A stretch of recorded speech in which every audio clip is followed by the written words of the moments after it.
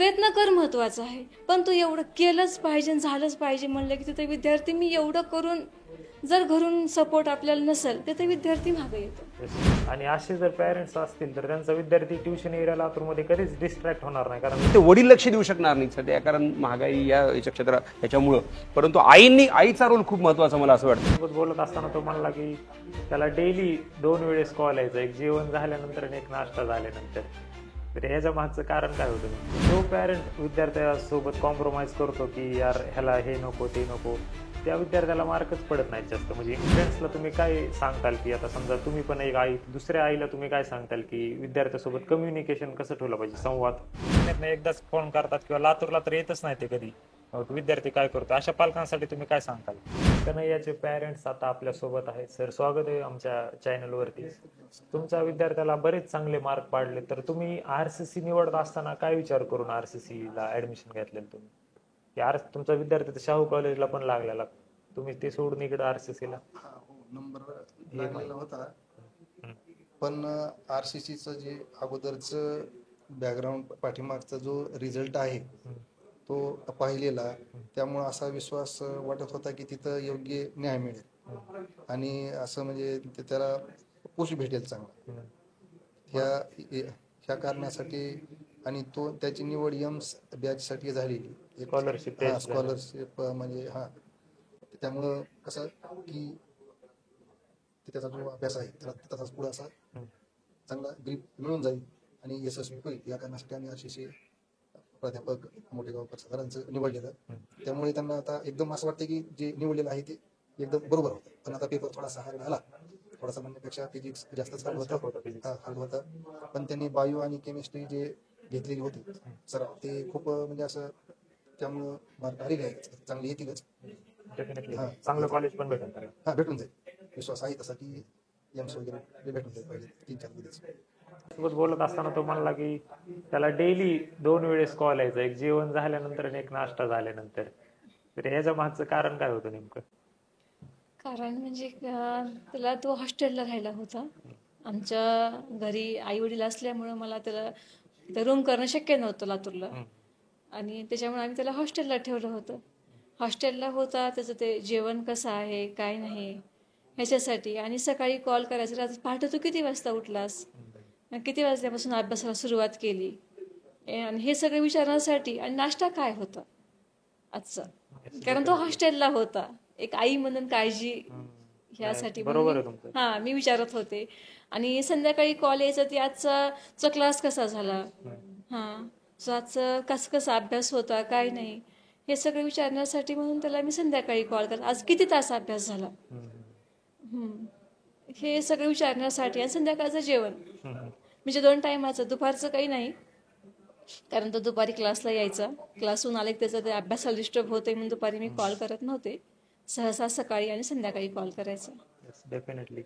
आणि मी पण एक गोष्ट रिअलाइज केली, गेले बरेच दिवस मोठेगावकर सरांसोबत आहे, ते पॅरेंट्स येत राहतात.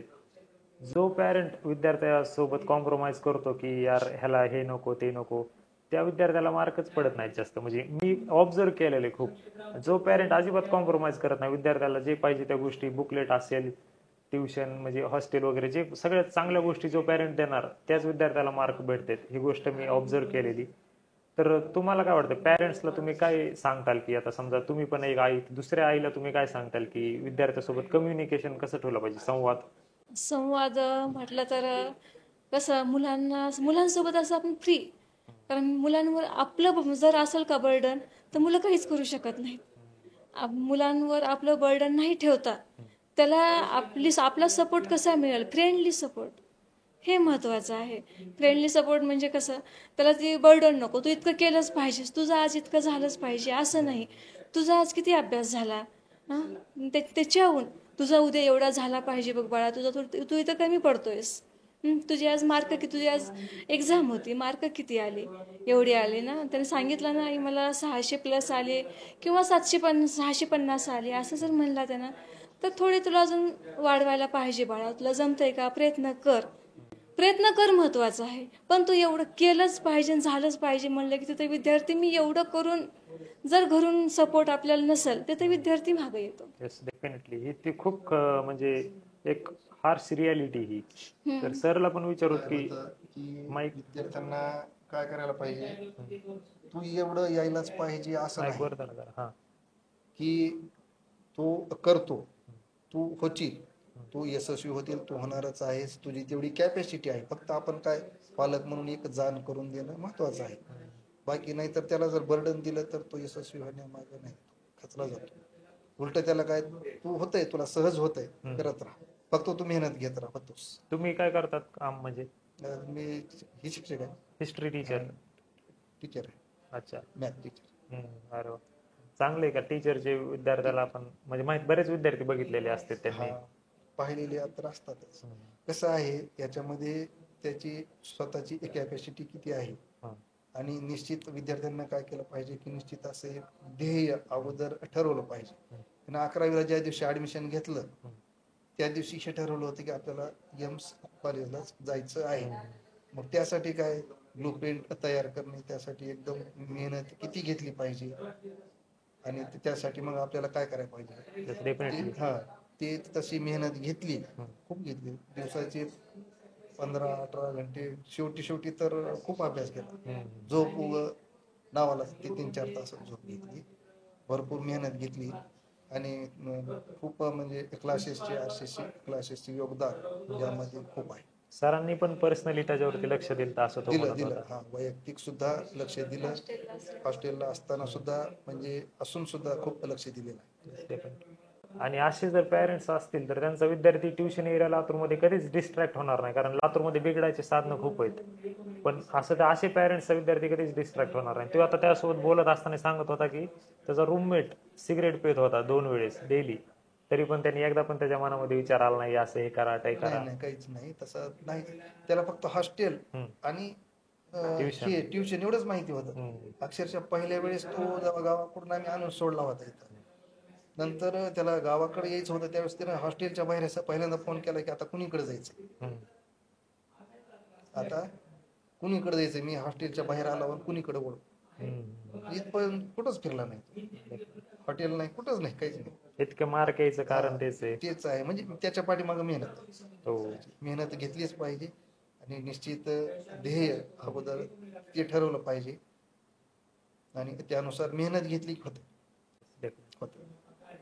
Thank you so much. तुमचा विद्यार्थ्याला ऑल द बेस्ट. चांगलं मेडिकल कॉलेज मिळो त्याला. मी पर्सनल सरांना धन्यवाद देते, कारण त्यांच्यामुळं माझा मुलगा घडला. आणि जे मी RCC निवडलं ना, आम्ही पालकांनी जे RCC निवडलं ते खरंच आमच्यासाठी का नाही लाभून तसं ते आम्हाला फळ मिळालं. RCC मधून माझा मुलगा इथं घडला. आणि विशेष म्हणजे पर्सनल सरांनी लक्ष दिलं प्रत्येक. आणि ते जे विद्यार्थी हुशार आहेत असंच नाही, बाकीच्या पण मुलांना ते पर्सनल लक्ष देतात. आणि जे हुशार आहेत त्यांना तर सहजच. माझा मुलगा हॉस्टेलला असून पण त्यांनी पर्सनल लक्ष दिलं.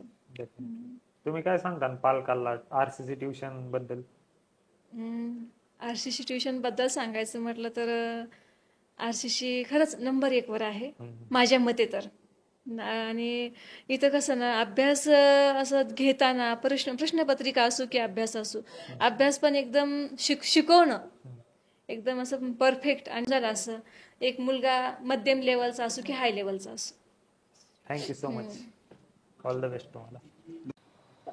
तर विद्यार्थ्यांना आताच आपण कन्हैयाची स्टोरी ऐकली, कशा पद्धतीने त्याचे पॅरेंट्सचा सपोर्ट राहिला, RCCचा सपोर्ट राहिला, मोठेगावकर सरांचं गायडन्स देखील राहिले. सर ओव्हरऑल सर्व पॅरेंट्ससाठी मला आता 2 क्वेश्चन्स तुम्हाला विचारायचे आहेत की कन्हैयाचं आणि त्याच्या घरच्यांचं कनेक्शन जसं होतं कम्युनिकेशन, तसं काही विद्यार्थ्यांचं आणि पालकांचं नसते. महिन्यातनं एकदाच फोन करतात किंवा लातूरला तर येतच नाही ते कधी. विद्यार्थी काय करतो, अशा पालकांसाठी तुम्ही काय सांगाल? सर्वप्रथम आपल्या चॅनलच्या सगळ्या प्रेक्षकांना नमस्कार. विश्वजित हा विद्यार्थ्यांचे चांगले जे ओरिजिनल फीडबॅक तो आणायचा प्रयत्न करतोय, त्यामुळे त्याला परत मी शुभेच्छा देतो. त्याच्या चांगल्या कामासाठी नक्कीच खूप खूप शुभेच्छा. आणि मी सगळ्यांना सांगू इच्छितोय की बघा, जोपर्यंत विद्यार्थी, पालक आणि टीचर तिघं एकत्र येणार नाहीत तो पण रिझल्ट येणारच नाही. आमच्या अण्णा सांगतात की मी शिवाच्या शाळेमध्ये एकदा पण गेले, म्हणजे माझ्या शाळेमध्ये. तो काळ आता सांगून जमणार नाही, कारण आता कसं सध्या मोबाईलमुळे मुलं खूप डिस्टर्ब होत आहे, डायव्हर्ट होत आहे. मी पालकांना सांगू इच्छितोय, शिक्षणाशिवाय जीवनात माणूस मोठा होऊ शकत नाही. शिक्षणाशिवाय जीवनात क्रांती अशक्य आहे. शिक्षण घेतलंच पाहिजे. शिक्षणच असं आहे जे आपल्या जीवनाला आकार देऊ शकतंय. पालकांनी आपल्या मुलाच्या मध्ये बिंबवलं पाहिजे. पालकांची इच्छा असते, परंतु थोडं पालकांना लक्ष दिलं पाहिजे. मला वाटतं वडील लक्ष देऊ शकणार नाही सध्या, कारण महागाई याच्या क्षेत्रात याच्यामुळं.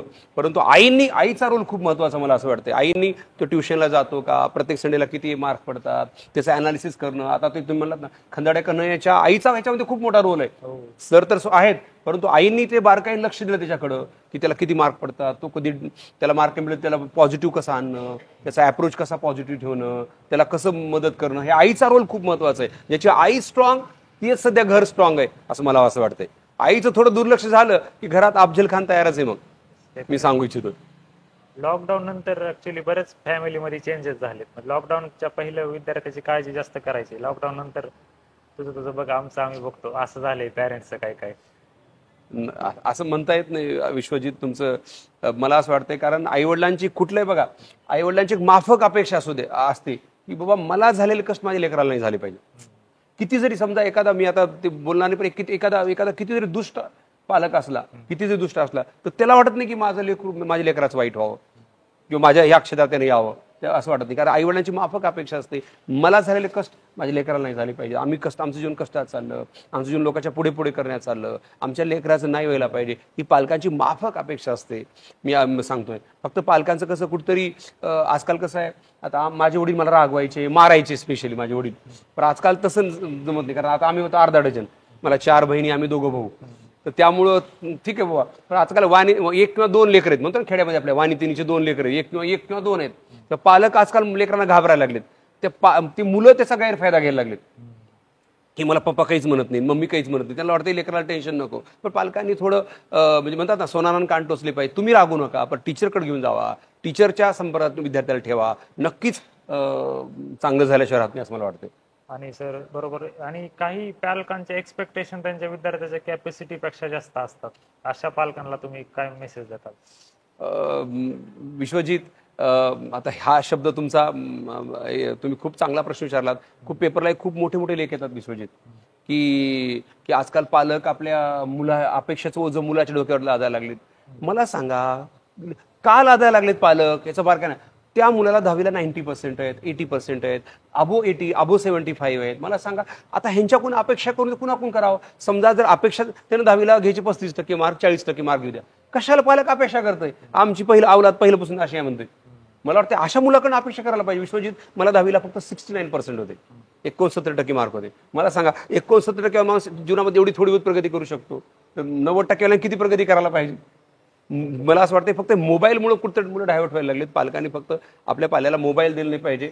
आणि जीवनामध्ये असे कित्येक बघता तुम्ही, आता मेंढपाळाचा मुलगा कलेक्टर होऊ शकतो. तर मला सांगा की असं नाही, पालकांचा ते एकच, मी परत वाक्य म्हणतोय की मला झालेले कष्ट मला लेकराला नाही झाले पाहिजेत, आमचं जीवन चाललं काम करण्यामध्ये, तसं नाही जायला पाहिजे. म्हणून पालक सांगत असतात मुलांनी. फक्त मला वाटतं माझा जरी मुलगा असता, पालकाने की माझा मुलगा जरी असता, माझं एकच म्हणणं असतं की बाबा तू 100% प्रयत्न कर, तू जीवापाड मेहनत कर, तू एकाच गोष्टीवर फोकस कर, बस माझं असं म्हणणं. मग तुला अपयश आलं, आम्ही तुला काही म्हणणार नाही. ही प्रत्येक पालकांची अपेक्षा आहे. कुठलाच पालक म्हणत नाही की तू एवढेच मार्क घे, नंबर लावून दाखव. मी पाहतो, मी पण खूप साऱ्या पालकांचे, तू फक्त प्रयत्न कर भैया, तू तुझा वेळ वाया घालू नकोस, वाईट मित्र करू नको, तू 100% त्या गोष्टीवर फोकस कर, नक्की तुझा रिझल्ट येईल. मी आता पालकांचं जे पाहतो ते.